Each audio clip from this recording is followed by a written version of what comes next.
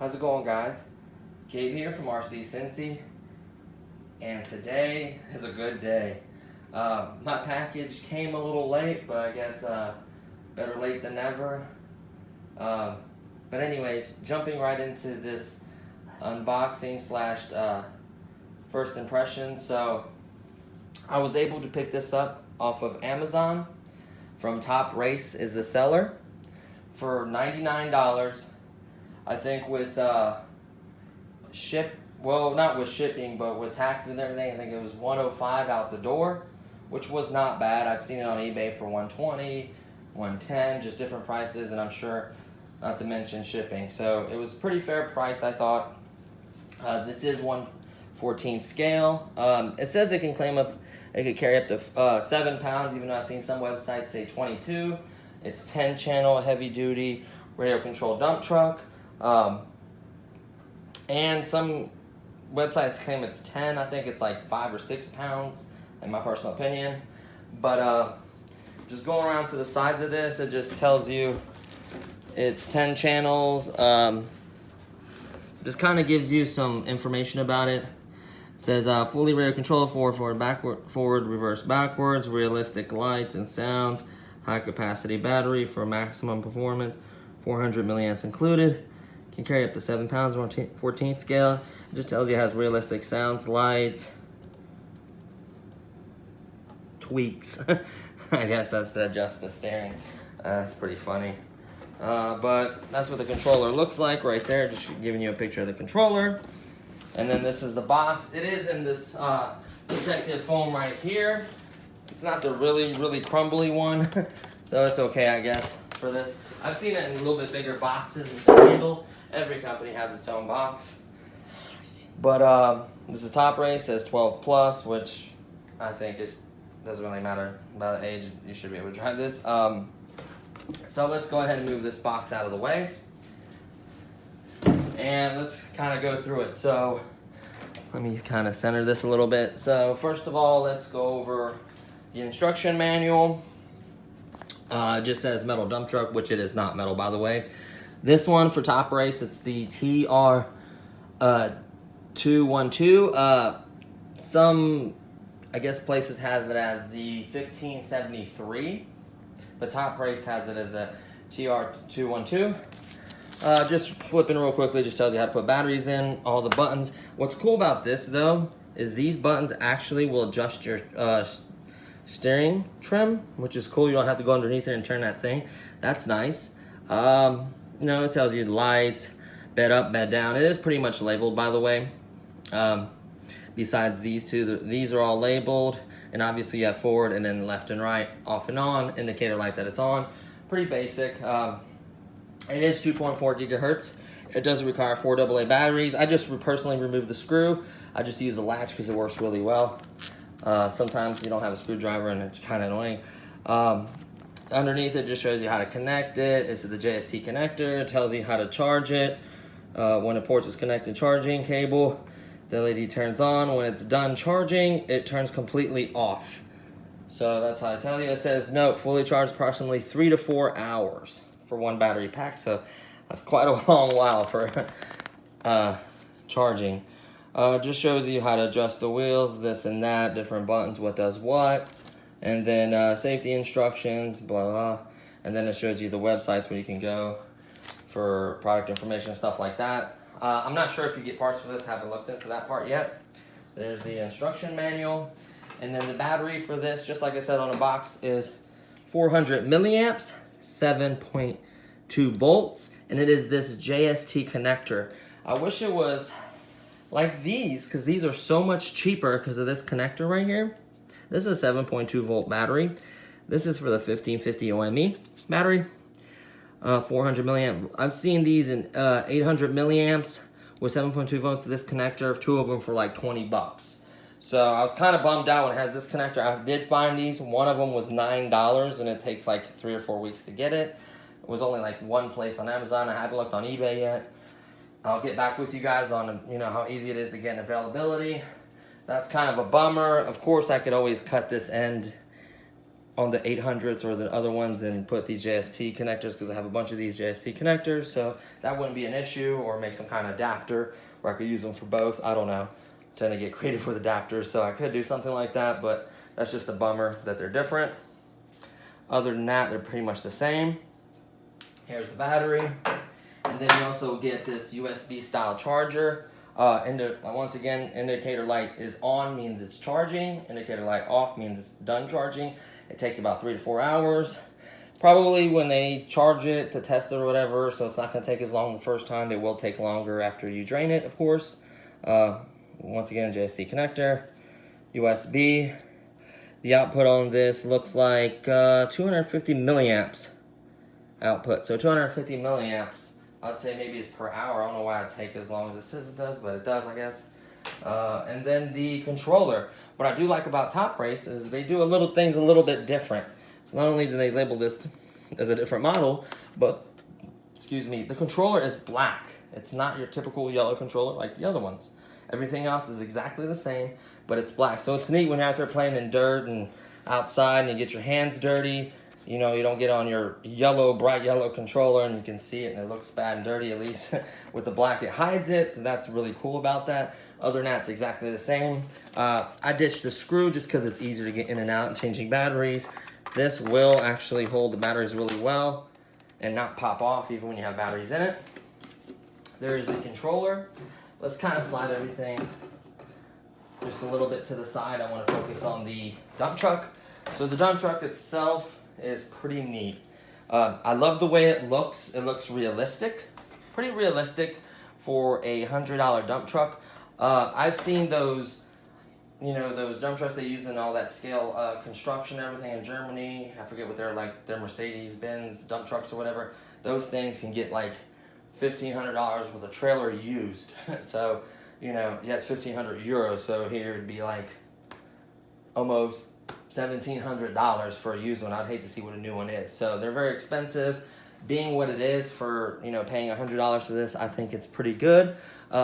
Tinted windows, you know, has little mirrors on it, fake little windshield wipers, door latches, your exhaust, your intake. You know, it's got like a little fake fuel thing. On the other side, it's got like the air canisters, I guess, for the air brakes and everything. Little steps to get in. Lights do work. Yes, you got lights for the front, lights for the back, and it's got turn signals, which is really cool. These tires, you could squeeze them. They are rubber, so that's really neat. That'll help a little bit, maybe with traction. I don't know yet. We'll see how that fares. It seems to be, if I had to guess, both of these wheels, all 4-wheel drive, not 6, 4-wheel drive, the 2 back wheels. As far as I can tell, this does not seem like metal. This plastic bed. These rails, maybe some kind of pop metal, like that really cheap pop metal right here. I guess for when you use the loader, if you hit it with those metal bucket in here, it may do some damage, so they figured to put some metal rails on it. Flaps are plastic here.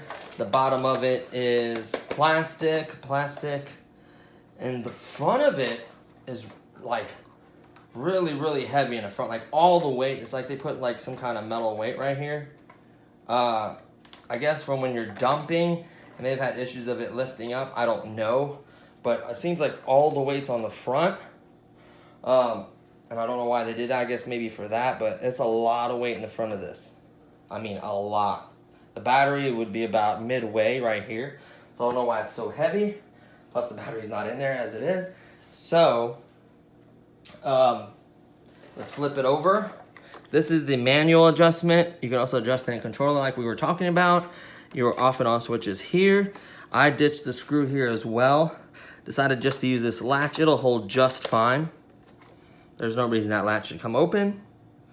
Try to give you a little bit of detail there. You can feel that all these wheels will be powered. I'm not sure how many motors it has. I would imagine it has at least 2 motors powering each side. Or, you know, one powering these 2 and one powering the other. I'm not sure exactly. But, yeah, definitely these will all spin, you can tell. This one spins freely in the front. No motor there. This is non-proportional steering. So it's pretty much all or nothing. And then the throttle seems to be all or nothing as well so far. So what we're gonna do is go ahead and just pop some batteries real quick in the controller. Slide them in. You'll see I have a couple rechargeable, a couple regular. I typically use the rechargeables, it just saves a lot of money on AA's, especially in this hobby, trust me. The only disadvantage is they're 1.2 volts instead of 1.5, but it's not that big of a difference when you use them just for controllers. Maybe if it's driven or powered by that may affect it. So there's the controller with the batteries in it. We'll go ahead and flip this over on top. I'm gonna use this little screwdriver. The latch opens easily, it's just I have no nails to grab it. So you just grab it, it pops right open. There is your JST connector right there. Plenty of room for this battery, by the way. Just plug it right up. Just make sure you match it up. It can only go in one way. Plug it right in, drop the wire in the space that they give you. Just enough room for the battery, I like that. Slide it right in, no problem. Turn the latch and it will hold. You don't need that screw in there. So, no, that's not metal, I thought it'd be metal. So there it is, I'm gonna set it right here.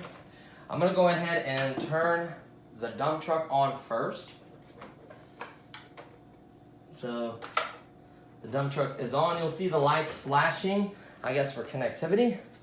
Turn this one on.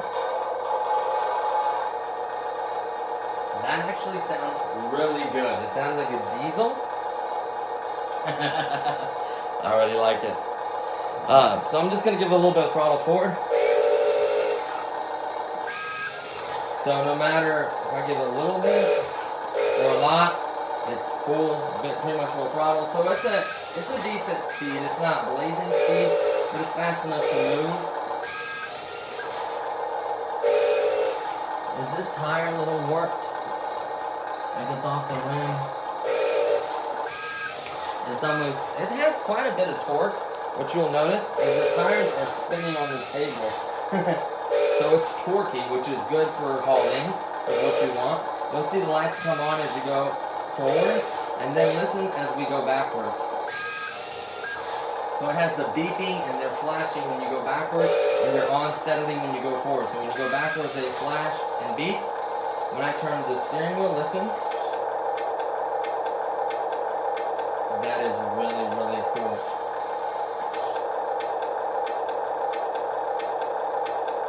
That is really cool, and it shows, obviously, the back ones flash as well. Let me show you the back real quick as I'm going forward and backward and reverse.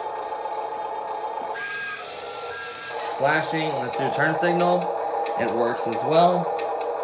It's almost like they painted them. There you have that.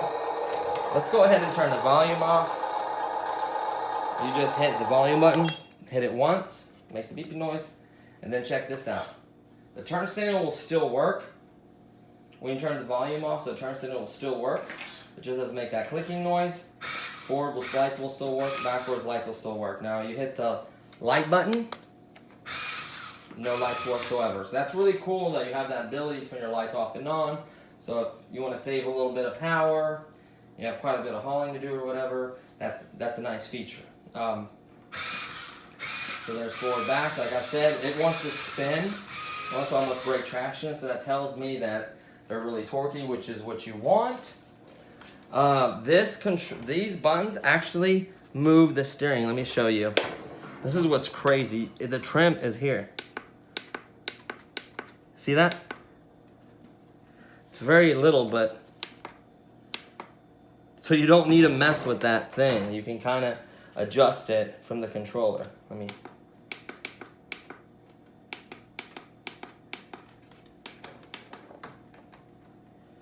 That seems to be,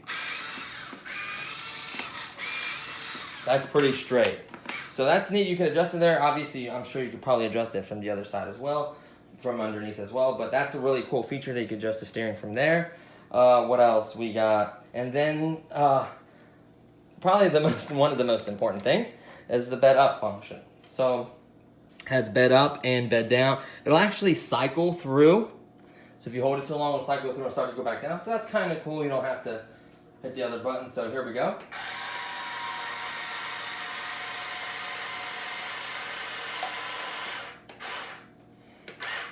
So that is max height for the bed. Now what's cool is they have these little cylinders to imitate like a real dump truck, even though the mechanical part of it that actually powers it is right here. This little piece, it is not metal, but it seems to be really sturdy. You cannot push this bed down, like it'll push up quite a bit of weight, which I do like.